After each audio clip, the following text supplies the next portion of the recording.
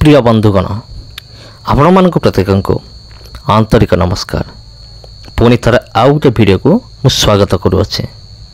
तेबे ख्रीष्टर प्रिय भाई एवं भौणी माने आज विषय वस्तु जेपरि आपण थंबनेल रे देखिले जे क्यों धर्म सबठारु पुराना धर्म क्योंटा। जदि आमे ए विश्व देखिबा अनेक प्रकार धर्म सब रही आछे। भारत रे भी अनेक प्रकार धर्म अच्छे। जदि आम भारत बाहर आम देखा तेबे अन्य देश मानक अनेक प्रकार धर्म को पालन करा जाए। तेबे प्रश्न होउछि जे क्यों धर्म सबठारु प्राचीन सबठारु पुराना धर्म कोटा। एइटा होछि आजिर विषय वस्तु। तेबे वीडियो को देखुतांतु। आमे माने केतोटी धर्म विषय में आलोचना करिबा एवं सेगुड़िक केबे आविर्भाव हेइतला आ तार आविर्भाव हेबार मुख्य कारण कौन, किए आविर्भाव करथिले, ए समस्त विषय आज आम देखा। तेबे प्रथम होछि हिंदू धर्म। प्रिय बंधुगण हिंदू धर्म बा सनातन धर्म बोली भी आपण जानिथिबे। आउ ए जो हिंदू धर्म सिंधु सभ्यतार ही आसी अच्छे। कहीं मु कहली सिंधु सभ्यतार आसी अच्छी कारण यार गोटे इतिहास रही अच्छे। आउ से इतिहास होछि कौन, आउ जेतेबेले सिंधु सभ्यता थिला से समय ताम्र जुगर प्रचलन थिला। आउ एई ताम्र जुग 3300 BCE रु अर्थात प्रभु जीशुख्रीष्ट जन्म पूर्व बिफोर क्राइस्ट 3300 BC रु 1300 BC मध्य होता। यहाँ कौन क्यों जुग, ताम्र जुग। आ 1800 रु 1500 BC यही मध्य किसी आर्य माने भारतर उत्तर पूर्व दिगरे से कौन करथिले, भारत में प्रवेश करथिले। भारतर उत्तर एवं पूर्व दिग जो दिग आसु अच्छी आ से उत्तर पूर्व दिगरु से दिगरु से माने भारत मध्य प्रवेश करथिले आर्य माने। आ समान को भाषा थिला होसी आर्य भाषा। आ जेतेबेले से माने आसीथिले सेतेबेले थिला वैदिक जुगर प्रचलन थिला। आ 1750 रु 500 BC मध्य ए वैदिक जुगर प्रचलन थिला। आ समान भारतर उत्तर सीमारे बसवास करुथिले जोठी सिंधु नदी रही। सिंधु नदी रु आसीछि सिंधु सभ्यता। तबे ख्रीष्टर प्रिय भाई भौणी माने आउ ए जो आर्य माने भारत को आसिला परे से माने सिंधु नदी कूल से माने बसवास कले। सिंधु नदी कूल बसवास करिया परे से माने कौन कले, मूल बासिंदा जो माने थिले द्राविड़ माने समान को निज जगार से हटई देले। हटैकी से सिंधु नदी कूल से बास कले। सिंधु नदी कूल बास करिवार मुख्य कारण होछि कारण सिंधु नदी कूल चाष करिया निमंते उपयोगी थिला, माने बहुत बढ़िया भल फसल होउथिला। आ द्वितीय कारण होछि सेमान को पानी सुविधा मिल जाउथिला कारण सिंधु नदी पाखर थिबारु सेमान को पानी मध्य सुविधा मिल जाउथिला। आ सेथिपाई सेमाने सिंधु नदी कूल बास कले। आ जेहेतु सेमाने भारत बाहर आसीथिले आ विशेषकर एमान को ही विदेशी बोली कहुजिवो कारण एमाने भारत बाहर ही एमाने आसीथिले।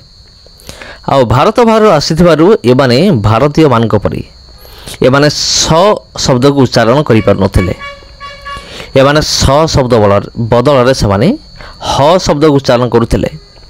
तेणु सिंधु न कहिकी सेमाने हिंदू बोली कहउथिले। एइठो आरंभ हैला हिंदू धर्म। तबे प्रिय बंधुगण तबे एई हिंदू धर्म 3300 BC रु 1300 BC मध्य होता। तापर द्वितीय आसी बौद्ध धर्म।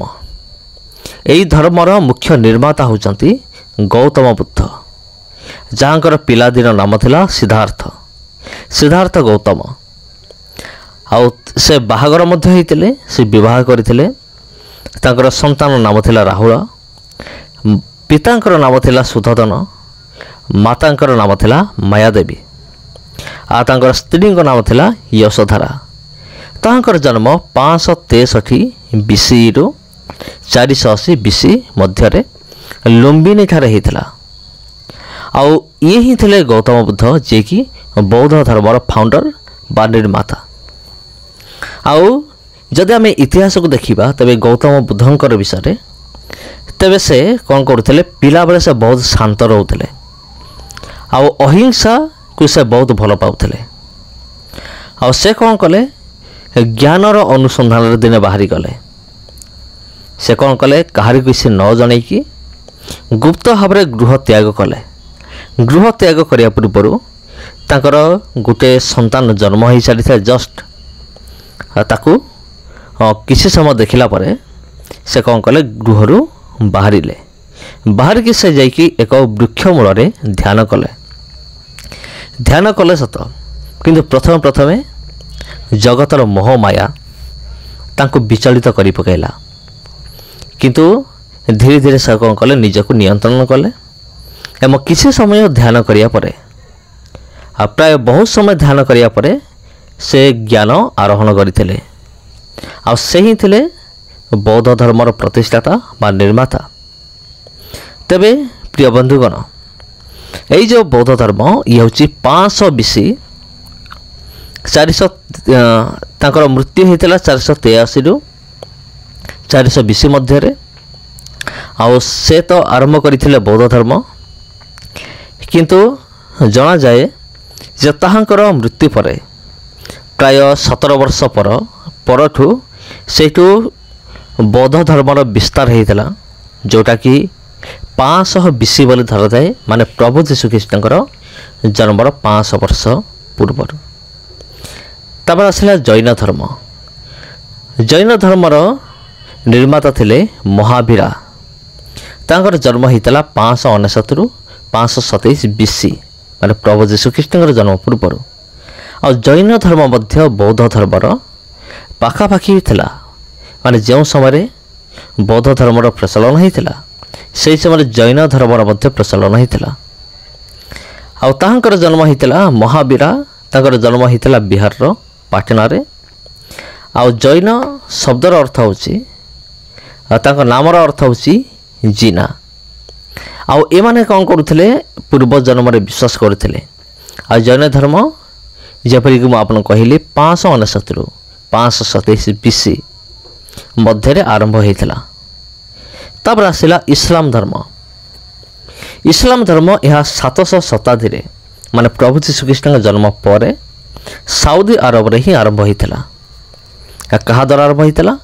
ମହମ୍ମଦଙ୍କ ଦ୍ୱାରା ଆରମ୍ଭ ହୋଇଥିଲା। ଆଉ ସେ ଥିଲେ ଇସଲାମ ଧର୍ମର ପ୍ରଚାରକ। ଆଉ ସେମାନଙ୍କ ପରିତ୍ରାଣ ମାର୍ଗ ହେଉଛନ୍ତି ଆଲ୍ଲାହ।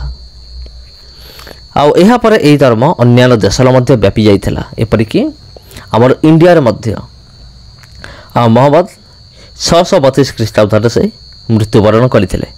କିନ୍ତୁ ମୃତ୍ୟୁବରଣ କରିବା ପୂର୍ବରୁ ସେ ଇସଲାମ ଧର୍ମକୁ ସେ ସ୍ଥାପନ କରିଦେଇକି ଯାଇଥିଲେ। ତାପରେ ଆସିବ ଖ୍ରୀଷ୍ଟ ଧର୍ମ। ଆକ୍ଚୁଆଲି ଜଗତର ଲୋକମାନେ ଖ୍ରୀଷ୍ଟୀୟ ବିଷୟକୁ ଖ୍ରୀଷ୍ଟ ଧର୍ମ ବୋଲି କହନ୍ତି, କିନ୍ତୁ ଖ୍ରୀଷ୍ଟିଆନମାନେ ଖ୍ରୀଷ୍ଟ ବିଷୟକୁ ଧର୍ମ ବୋଲି ସେମାନେ ବିଶ୍ୱାସ କରନ୍ତି ନାହିଁ। ସେମାନେ ଖ୍ରୀଷ୍ଟୀୟ ବିଷୟକୁ ଏକ ବିଶ୍ୱାସ ମାଧ୍ୟମରେ ବା ଏକ ବିଶ୍ୱାସ ବୋଲି ସେମାନେ ବିଶ୍ୱାସ କରିଥାନ୍ତି। ଆଉ এই ବିଶ୍ୱାସ କ'ଣ? ଯଦି କିଏ ପ୍ରଭୁ ଯୀଶୁଖ୍ରୀଷ୍ଟଙ୍କୁ ବିଶ୍ୱାସ କରିବ ସେ ବିନଷ୍ଟ ନ ହୋଇ ଅନନ୍ତ ଜୀବନ ପାଇବ। ଏହା ହିଁ ଏହାର ମୂଳ ଉତ୍ସ ଅଟେ। ତେବେ ଖ୍ରୀଷ୍ଟପୂର୍ବ ଖ୍ରୀଷ୍ଟାବ୍ଦ এই ସମସ୍ତ ବିଷୟ ବା ମସିହା ପ୍ରଭୁ ଯୀଶୁଖ୍ରୀଷ୍ଟଙ୍କ ଜନ୍ମ ପରେ ହିଁ ଆରମ୍ଭ ହେଲା। ପ୍ରଭୁ ଯୀଶୁଖ୍ରୀଷ୍ଟଙ୍କ ଜନ୍ମ ପରେ ହିଁ ଖ୍ରୀଷ୍ଟପୂର୍ବ ଖ୍ରୀଷ୍ଟାବ୍ଦ ମସିହା ଏ ସମସ୍ତର ପ୍ରଚଳନ ହେଲା।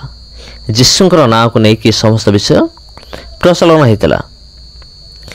ତେବେ ଖ୍ରୀଷ୍ଟର ପ୍ରିୟ ଭାଇ ଏବଂ ଭଉଣୀମାନେ, ଆଉ ଆପଣ ମଧ୍ୟ ଭଲ ଭାବରେ ଜାଣିଛନ୍ତି ଯେ ପ୍ରଭୁ ଯୀଶୁଖ୍ରୀଷ୍ଟ କୌଣସି ଧର୍ମ ସ୍ଥାପନ କରିବା ନିମନ୍ତେ ଆସିନଥିଲେ।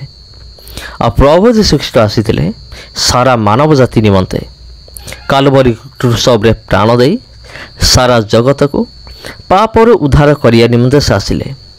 से जगत को आसिले, कुमारी गर्भर से जन्म हेले, तापरे से वृद्धि हेले शारीरिक दिगरे मानसिक दिगरे, आउ से लोक मान सेवा कले, तांको क्रूस पर मारी दिया गला, आउ से समाधि प्राप्त हेले, पुनि 3 दिन पर मृत्यु पुनर्जीवित हेले, पुनि आउ थे आसुचंते आमान को साथरे नेकी जिया पाई। एइटा होछि विश्वास। तबे ख्रीष्टीय विषय कौन से एक धर्म नुहे, यह केवल एक विश्वास अटे। किंतु जगतर लोक मैंने यह एक धर्म बोली आख्या देइचंते। तबे ख्रीष्ट धर्म केते पुराना? प्रभु जीशुख्रीष्ण जन्म पर ही मसीहा ख्रीष्टपूर्व ख्रीष्टाब्द ए समस्त विषय आरंभ होता।